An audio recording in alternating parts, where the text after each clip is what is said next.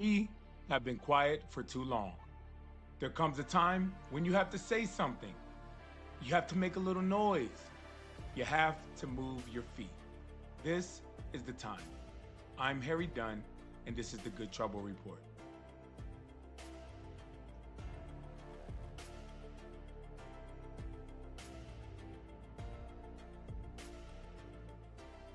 Well, Meta has caved.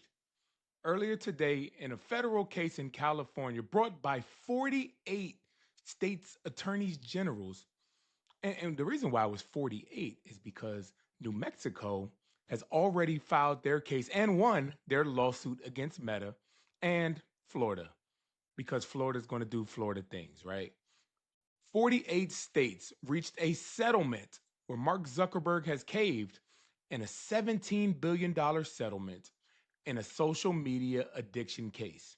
Now, this case was brought about how it intentionally designed Instagram and Facebook to addict children.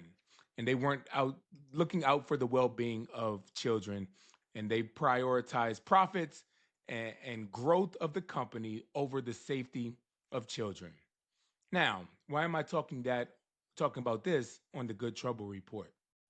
Well, because there's this man's name is Arturo Béjar. And I want to let you hear about this for one quick second. Take a listen. A whistleblower and former employee of Meta has alleged that CEO Mark Zuckerberg created a corporate culture that made it, quote, practically impossible to add features that effectively address concerns about young people's well being and safety. The employee was Arturo Béjar, and I hope I'm saying his name right, but I believe you get the nod for the Good Trouble recognition, the Good Trouble Standout Award this week. And outside of just being a whistleblower, that's just difficult as it is. Go against somebody that has as much power and as much money as Mark Zuckerberg and the company Meta. That takes a lot of courage. And I want to commend him because he got on the stand and he said that Mark Zuckerberg was absolutely lying. He lied and he called Mark Zuckerberg a liar publicly on the record. At the end of the day, it was the company culture that Mark had created that made it so that it was practically impossible to deliver features that address the well being and safety issues that we've been talking about. Now, Behar worked for Meta for over 8 years. He's interacted with Zuckerberg dozens of times. And Mark Zuckerberg attempted to squash this.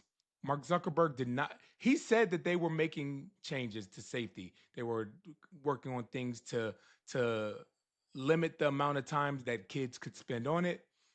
But Behar said that that wasn't enough, and that Zuckerberg went out and just basically ignored the suggestions and the guardrails and the safety mechanisms that Behar identified that Meta would need to implement.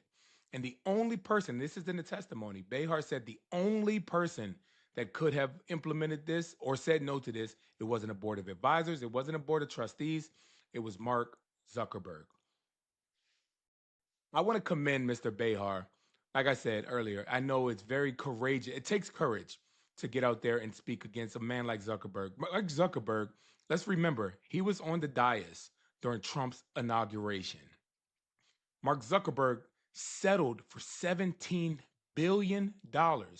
If they have 17 billion to just throw around to settle with, how much money or do they really have? I watched on CNBC earlier today where they said $17 billion is a drop in the bucket, is pennies to tech companies like this. So you have to wonder how much power, how much money, how much influence they absolutely have. And for somebody like Mr. Behar to go against them, I salute you. Good job. Thank you for prioritizing the safety of our children. And not just that, but standing up when something is wrong, when something needs to be said, and when something needed to be done. And you, my friend, are the person who brought Meta to accountability. Thank you for that.